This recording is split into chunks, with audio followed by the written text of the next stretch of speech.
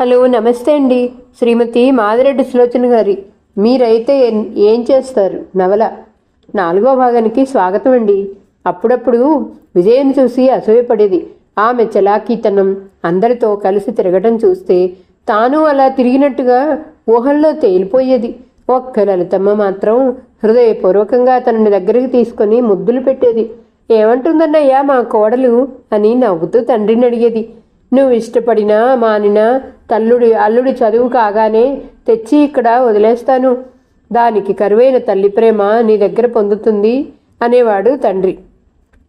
అలా అయితే అప్పటి వరకు ఎందుకన్నయ్యా, ఇప్పుడే వదిలేయరాదు అనేది లలితమ్మ. సమాజంలో వ్యక్తులుగా జీవిస్తుంటే కొన్ని పద్ధతులు పాటించాలి కదా లలిత అని కళ్ళు ఒత్తుకునేవారు. ఆ స్థితిలో తండ్రిని చూసిన అంజని హృదయం ద్రవించిపోయేది. ఏ విషయంలోనూ ఆయన్ని బాధ పెట్టకూడదని ఏనాడు తన బాధలు కోరికలు చెప్పేది కాదు. తన వాడనుకున్న వ్యక్తి ఒక్కడే, ఆ ఒక్కడిని కాపాడుకునే బాధ్యత తన మీద ఉంది అనుకుంది. అలా బాల్యం గడిచింది. బాలాజీ వివాహం రాత్రయింది. అంజని పనివారితో కలిసి ఇంటికొచ్చింది. వధూవరులను ఆహ్వానించే ఏర్పాట్లు జరుగుతున్నాయి. అలసట మూలంగా బట్టలైనా మార్చుకోలేదు అంజని. ఆమెకు ప్యాంట్లు గౌన్లు తెచ్చిపడేస్తారు. ఓ రోజు తడిసి లలితమ్మ ఇల్లు చేరింది ఆమె. విజయ పరికిణి జాకెట్లు ఓణి తీసిచ్చింది. ఆమె చీరలు కడుతుంది, అందుకే అవి మూలపడ్డాయిట. నువ్వే ఉంచుకో అంజు. విజ్జి 2 సార్లే కట్టిందా పరికిణి.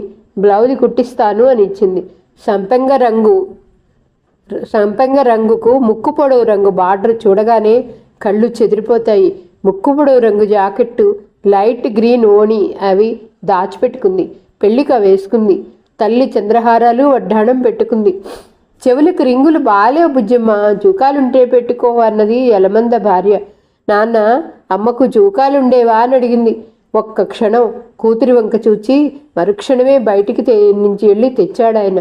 అవి పెట్టుకున్న కూతుర్ని చూసి ముద్దెట్టుకున్నాడు. అంజు, నీకేం కావాలో నువ్వు అడగవు, నాకా తెలియదు.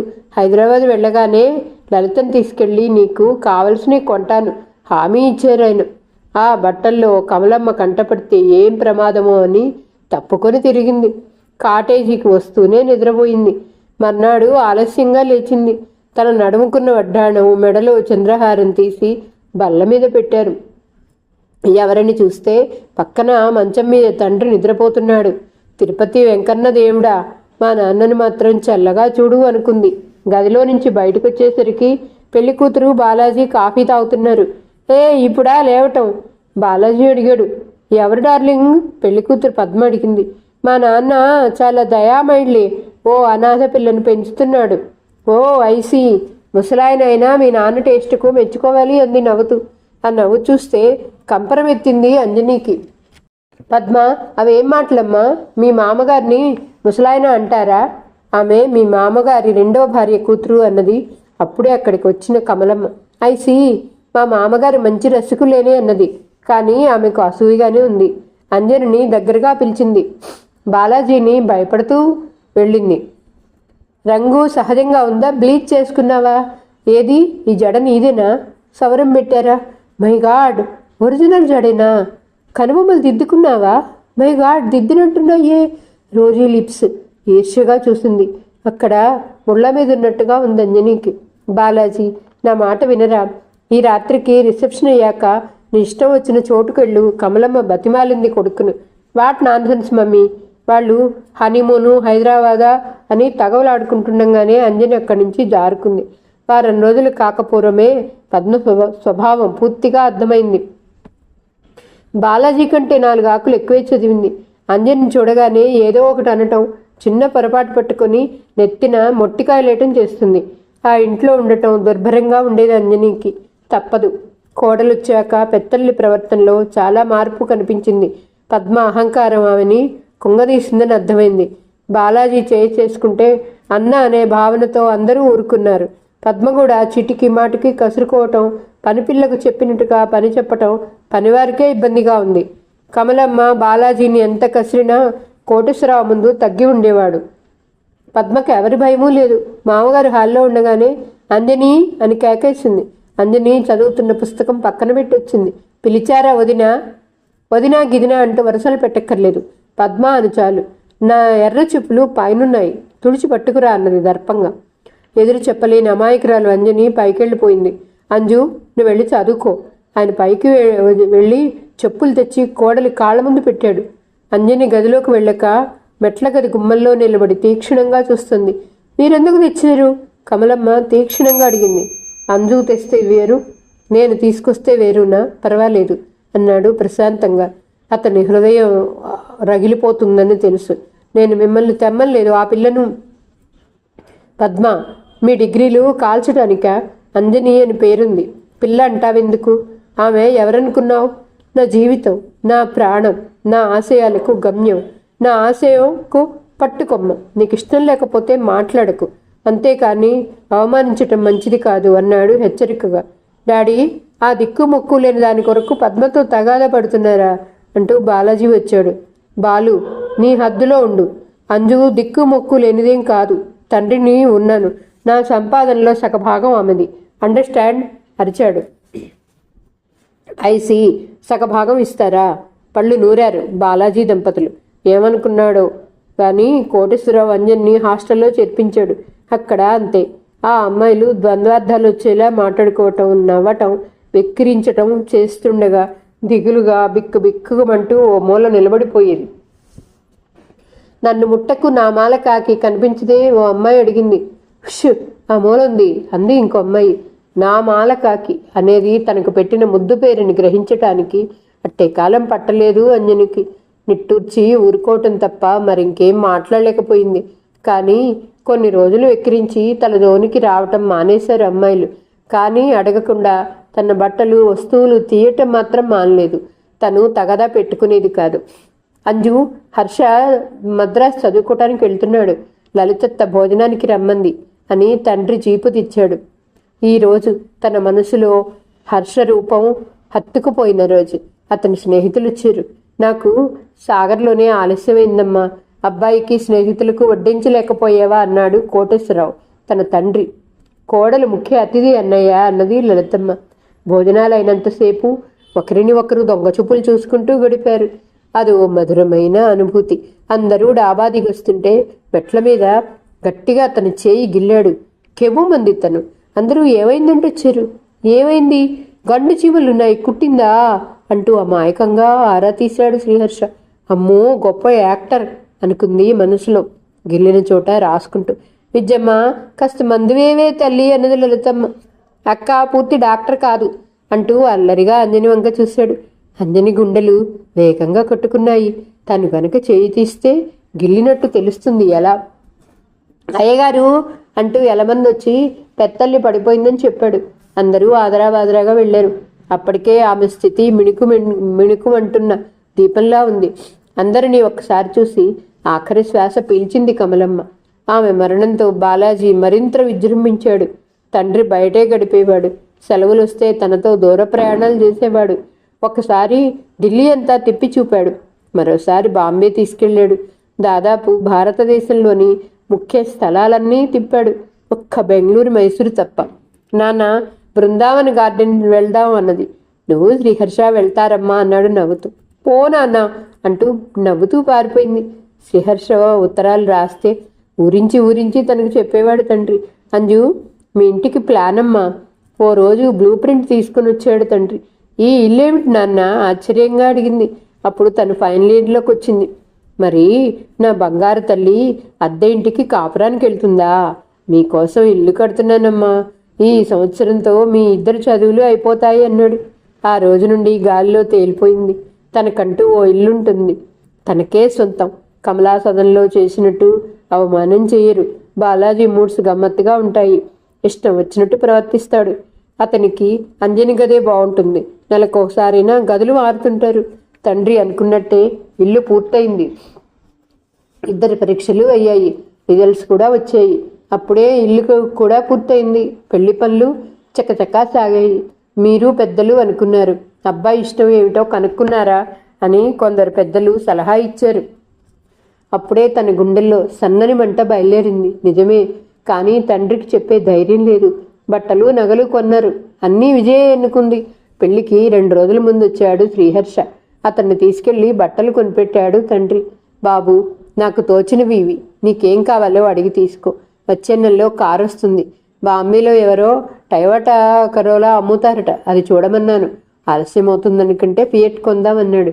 అబ్బే, ఇప్పుడు కారు ఎందుకండి, స్కూటర్ చాలు అన్నాడు శ్రీహర్ష. నా తృప్తి కోసం కొంటున్నాను అన్నారాయన. మీరు అలాగే మీ అమ్మాయి పేర ఓ పెట్రోల్ బంక్ కూడా తెరవండి అన్నాడు. అదేమిటి బాబు?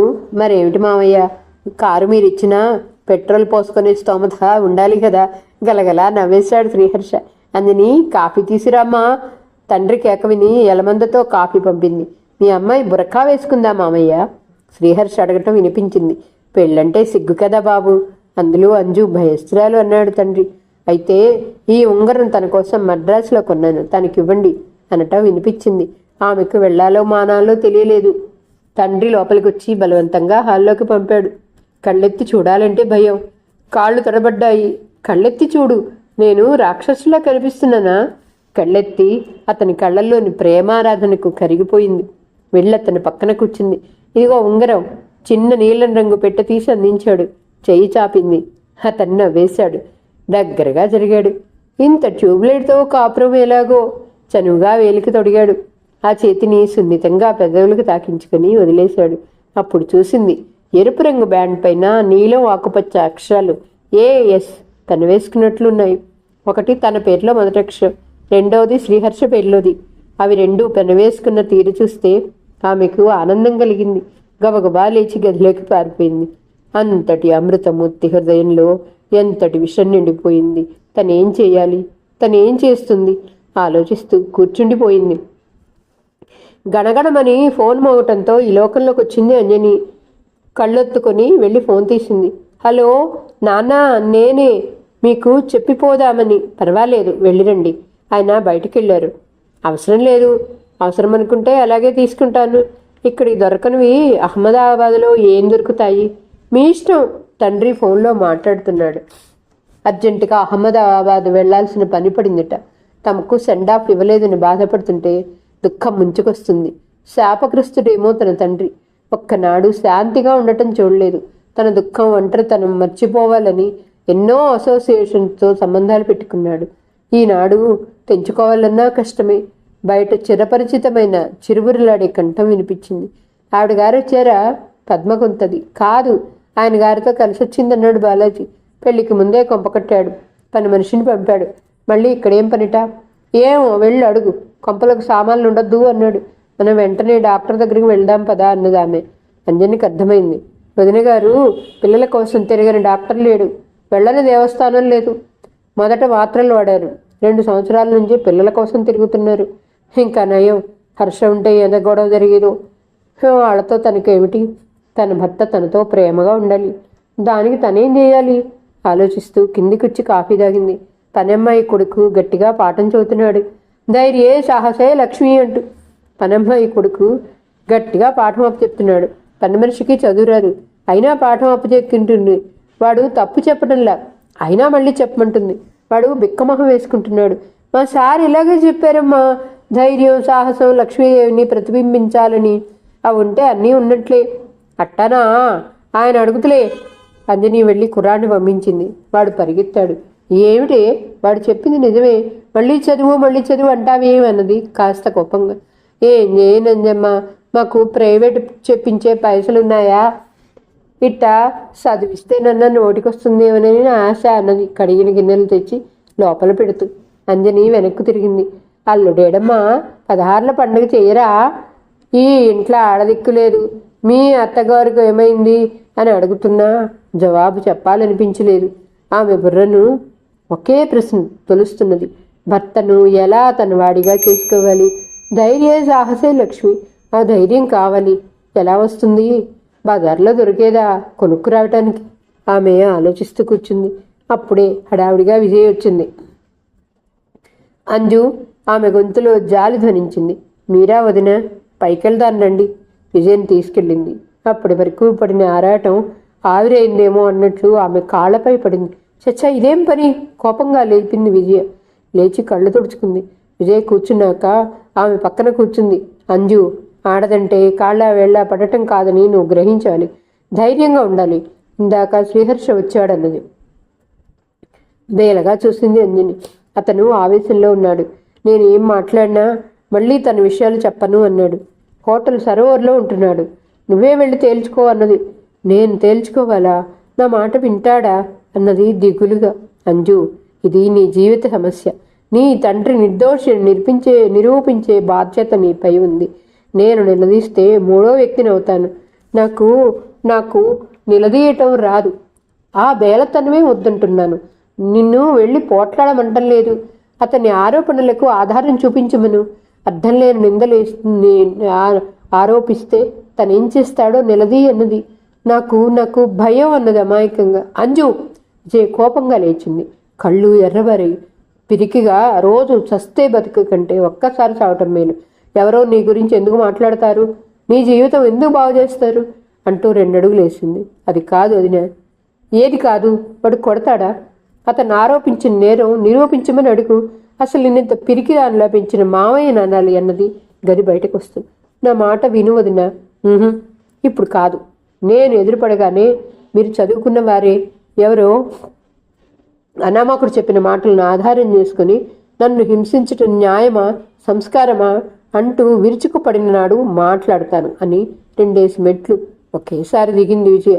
తన గదిలోకి పోబోయిన బాలాజీ హాల్లో లైట్ వెలిగించాడు. ఓహో, డాక్టర్ గారా?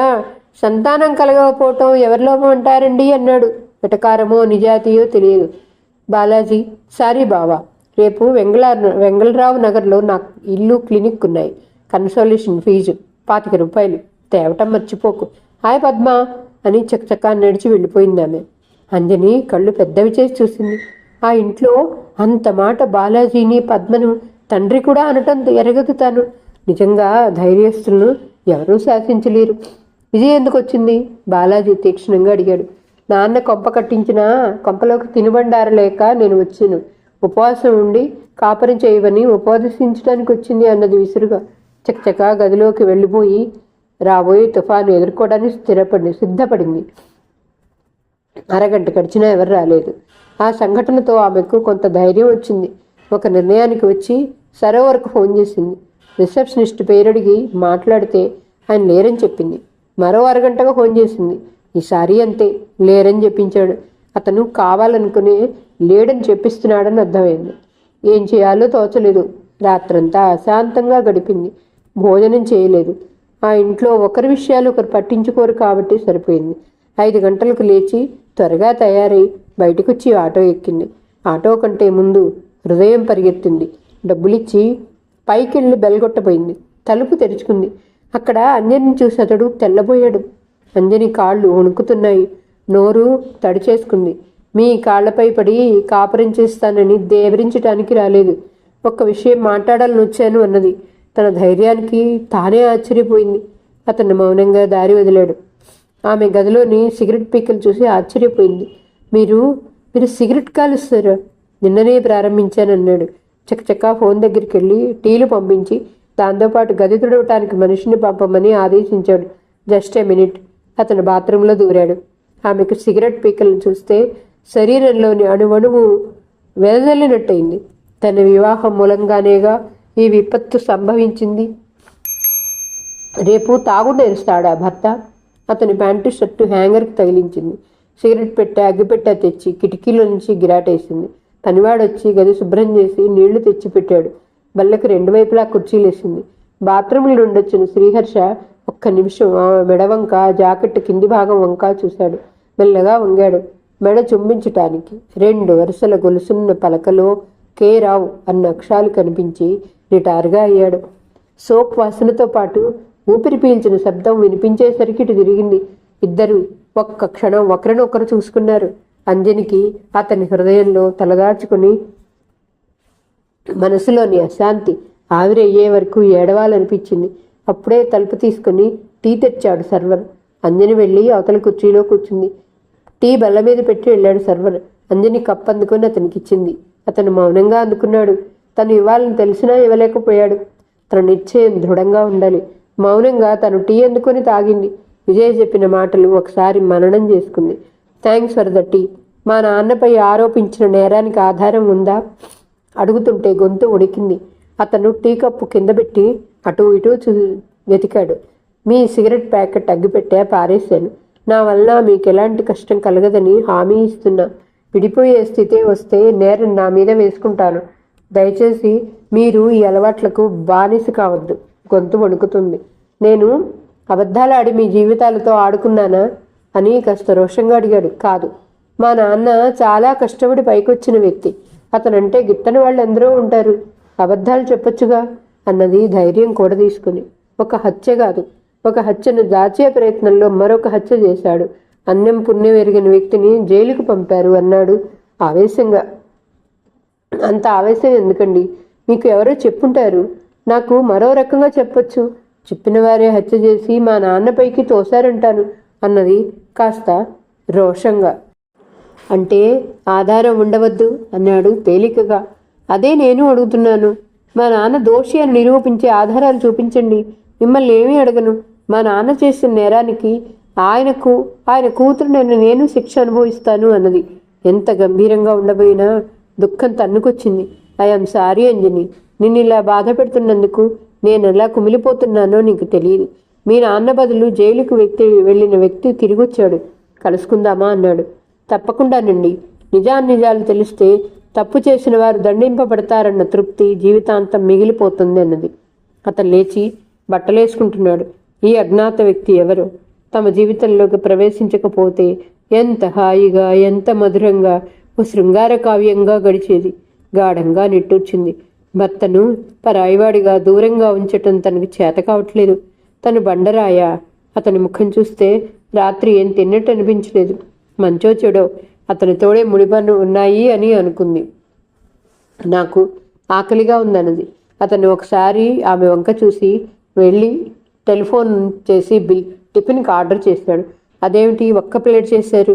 నాకు ఆకలి లేదన్నాడు కాస్త విసుగ్గు. అయితే వద్దులేండి. నేరంపై అరెస్ట్ చేసిన వారిని కూడా నేరం రుజువు అయ్యే వరకు గౌరవంగా చూస్తారు. ఆమె కళ్ళు నీటితో నిండుకున్నాయి. My God, ఆడవాళ్లకున్న ఘటాయుధం. మళ్ళీ ఫోన్ చేసి ఇంకో ప్లేట్ ఇడ్లీ తెప్పించుకున్నాడు. భారమైన హృదయాలతో ఉపాహారం ముగిసింది. బాయ్ వెళ్ళి ట్యాక్సీ తీసుకొచ్చాడు. ఇద్దరూ ఎక్కారు. శ్రీహర్ష కారులో కూర్చున్నా, సోఫాలో కూర్చున్నా వెనుక చెయ్యి బార్లా చేపటం అలవాటు. తన భుజాలు వెనుకగా పడిన చేతులు చూస్తుంటే ఆమె ఊహలు ఎక్కడెక్కడికో ప్రయాణం చేస్తున్నాయి. అతని చేయి తనకు రక్షణ ఇస్తున్న అనుభూతి కలిగింది. ఈ ప్రయాణం ఆగకుండా ఇలాగే సాగిపోతే అనుకోబోయి పైకే అనేసింది. ఏమిటి? పరధ్యానంగా ఉన్న శ్రీహర్షెట్ తిరిగాడు. ఏం లేదు అన్నది కంగారుగా. బాలరాజు ఓ ప్రైవేట్ నర్సింహోంలో ఉన్నాడు. అతని ఆరోగ్యం బాగా దెబ్బతిన్నది. బాలరాజు అంటే అదే మీ నాన్న మా నాన్న కలిసి నాగార్జున సాగర్లో పనిచేసినప్పుడు అక్కడ ఓ గవర్నమెంట్ ప్యూన్గా పనిచేసిన వ్యక్తి అన్నాడు. ఓ ఐసీ అంటుండగానే మారేడ్పల్లిలోని ఓ పాత బంగ్లా ముందు ఆగింది ట్యాక్సీ. పైన నర్సింహోం పేరుంది. అతను ట్యాక్సీని పొమ్మని చెప్పాడు. ఇద్దరు నర్సింహోంలో అడుగుపెట్టారు. హాయ్ శ్రీహర్ష, విజయ్ ఎలా ఉంది? హాయ్ జాన్, అక్కయ్యకేం పీజీ చేస్తుంది అని కరచాలనం చేశాడు అతనితో. హో దిస్ దేమ్. ఓసారిని వెడ్డింగ్ కార్డు వచ్చింది. ఆ రోజు మేము బయటికి వెళ్ళాం. అప్పుడే అమ్మాయిని తీసుకొచ్చారు. ఫ్యామిలీ ప్లానింగ్ కోసమా అన్నాడు కన్నుగిడుతూ. లేదు మా నాన్నకు తెలిసిన వాళ్ళు ఆసుపత్రిలో ఉంటే వచ్చాను అన్నాడు. Then I will see you అని అతను వెళ్ళిపోయాడు. ఇద్దరూ బాలరాజు ఉన్న గదిలోకి వచ్చాడు. బాలరాజు పిలిచాడు శ్రీహర్ష. నువ్వా? రా బాబు. అతని కళ్ళల్లో సంతోషం వెళ్ళి విరిసింది. అతను లేచి కూర్చుని వెనుకగా వచ్చిన అంజన్ని చూశాడు. అతని కళ్ళు ఎర్రగా మారాయి. ఇంకా ఈ కొరువుని వెంట పెట్టుకుని తిరుగుతున్నావా బాబు అన్నాడు కోపం, కసి మిళితమైన కంఠంతో.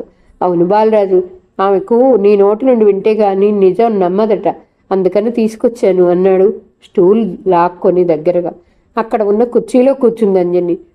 నీ అబ్బ కూడా వస్తే బాగుండేదేమో అన్నాడు మొరటుగా. అతని భాషకు అంజలికి బాధ కలగలేదు. తను ఇలాంటి వాటికి అలవాటు పడింది. ముసలాడొచ్చాడా అని అన్న తన తండ్రిని గురించి ఎన్నోసార్లు అడగటం తెలుసు. అతను ఏమైతే మనకేమిటి చెప్పు అన్నాడు శ్రీహర్ష కాస్త దగ్గరగా జరుగుతూ. అతను కళ్ళు మూసుకుని గతంలోకి వెళ్ళాడు. ఆ రోజు కెనాల్లో తవ్వుతున్న వారి మొహాలు ప్రసన్నంగా మారాయి. 4 రోజుల తర్వాత రాయి తేలిపోయి మట్టి కనపడింది. వృత్తిధర్మంగా పనులు చేస్తారే తప్ప అందరికీ ప్రాణాలు అరచేతిలోనే ఉంటాయి. బ్లాస్టింగ్ చేయాలి. మందుగుండు సామాను కాస్త తేమగా ఉంటే పేలదు. పేర్లదని వదిలిస్తే చాలు. పొడి పొడి కాగానే సిగరెట్ కాల్చి అజాగ్రత్తగా పడేసినా చాలు అంటుకొని పేలుతుంది. అలా కొందరి ప్రాణాలే పోతాయి. ఒకేసారి ఒక కూలీ చనిపోయాడు. అది కాంట్రాక్టర్ల పొరపాటని అందరూ అంగీకరించారు. చాలామంది కాంట్రాక్టర్స్ ఉన్నా అందరికీ పరిచయమైన వారు, అందరితో తిరిగేవారు. కోటేశ్వరరావు, బాలరెడ్డి, లాల్ గార్లు. ఒకరోజు తవ్వుతూ మందుగుండు పేలి ఒక కూలీ చనిపోయాడు. స్పాట్ మీదున్న గవర్నమెంట్ స్టాఫ్కు పార్టీ ఇచ్చి అది బయటికి పొక్కకుండా దాచిపెట్టారు. ఆ కూలీ కుటుంబం లబోదిబోమని అక్కడే కూలీ చేసుకున్నారు. ఆ విషయం తెలిసిన ఆనందరావు కాంట్రాక్టర్లను కేకలేశాడు. రోజుకొకటి చస్తుంటే కంపెన్సేషన్ ఎలా ఇస్తాము అంటూ కోపంగా అరిచాడు లాల్. 100 కోట్ల రూపాయల ప్రణాళికతో కడుతున్న ఈ ఆనకట్ట, అందులో ఎందరూ ఆహుతవుతారో తెలియదు. వారి బాధ్యత మనకు లేదంటారా? ఆనంద్ బాబు కోపంగా అడిగాడు. ప్రభుత్వమైనా తండ్రి పోతే ఆ స్థలం కొడుక్కిస్తారు. మేము మాకు చేతనైంది ఆ కూలీ కొడుకులకు ఇచ్చాము అన్నాడు రెడ్డి. రెడ్డి గారు, ఇంత అమానుషంగా మాట్లాడకపోతే, ఆలోచించకపోతే డబ్బు సంపాదించలేరన్నది నాకు తెలుసు. ఆ డబ్బు శాశ్వతం కాదని నాకు తెలుసు. ఆ కుటుంబానికి చిన్న మొత్తం సాయం చేస్తే మీకు వచ్చే నష్టం ఏమిటి? మొన్న మీరు మా స్టాఫ్కి ఇచ్చిన పార్టీ ఖర్చు 500. ఆ 500 ఇస్తే ఆ కూలీ కూతురికి పెళ్ళయ్యేదన్నాడు. సరే ఆనంద్ బాబు, లేగే ఇస్తాం, శాంతించండి అన్నాడు కోటేశ్వరరావు. ఆనంద్ బాబు ఆ మాత్రానికే చాలా సంతోషించాడు. అతని చేతుల మీదుగానే 300 రూపాయలు కూలీకి ఇప్పించారు. ఆనంద్ బాబు వెళ్ళిపోయాడు. అప్పుడు 3 కాంట్రాక్టర్లు కూర్చుని మందు కొడుతున్నారు. బాలరాజు వాళ్ళకి కావలసినవి అందిస్తున్నాడు. ఈ ఆనంద్ కొరకరానికి ఎలా ఉన్నాడు. రేపు మన కెనాల్ విషయంలో గొడవ చేస్తే రెడ్డి అడిగాడు. మహా వాళ్లే డబ్బు చూసి ఉబ్బిపోతారు. ఇతను లెక్క, మిగతా వాళ్ళకంటే 5,000 ఖర్చు అన్నాడు లాల్. చేతిలో సిగరెట్టు దూరంగా పారేశాడు కోటేశ్వరరావు. డబ్బుకు లొంగే మనిషి కాదు. 10 మైళ్ళ రాయి వచ్చిందంటే అతను అంగీకరించడు అన్నాడు ఆలోచిస్తూ. మీకెలా తెలుసు? లాల్ రోషంగా అడిగాడు. అతనికి కూతురు పుట్టింది, మచ్చిక చేసుకోవాలన్న ఉద్దేశంతో మురుగులు చేయించాను, తిప్పి కొట్టాడు అన్నాడు నిట్టూర్చి. అది చిన్న మొత్తం అని బయటపడలేదేమో అన్నాడు రెడ్డి. మొన్న కొడుకు పుట్టిన తర్వాత స్కూటర్ ఆఫర్ చేశాను. అతను గంభీరంగా మారిపోయి తన ఇంటికే రావద్దన్నాడు అన్నాడు కోటేశ్వరరావు. అయితే వీడికి ట్రాన్స్ఫర్ తప్పదన్నమాట. పళ్ళు కొరికాడు రెడ్డి. ఈసారి వెళ్ళినప్పుడు మినిస్టర్ గారితో ఓ మాట అంటాను, హామీ ఇచ్చాడు లాల్. అప్పటికే 3కి డోస్ ఎక్కువైంది. నవ్వుతూ మాట్లాడుతున్నారు. బాలరాజు, నువ్వు ఆనందంగా పనిచేయాలి, కానీ అతడు చవట, నీతో పని చేయించుకోడు. మేము చేయించుకుంటున్నాం, చేసింది చాలు, ఇంక వెళ్ళు అన్నాడు రెడ్డి.